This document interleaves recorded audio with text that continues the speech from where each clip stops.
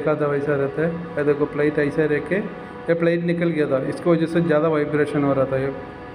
अभी इसको रख के हम लोग इसको वेल्डिंग करेगा, वेल्डिंग करके उसके बाद में फिर जो हम लोग जो बार का कटिंग किया वो कवर लगाएगा। ये देखो टाका मार दिया, उसको वेल्डिंग कर दिया। ये ऊपर का जो ऊपर जो दिखता है वो डिस्चार्ज है, कंप्रेसर से जो आते हैं वो डिस्चार्ज है। वो डिस्चार्ज से ऐसे सीधे आके ऐसा नीचे ये प्लेट में मारेगा। ये प्रेशर से ऑयल कंप्रेसर को जाएगा।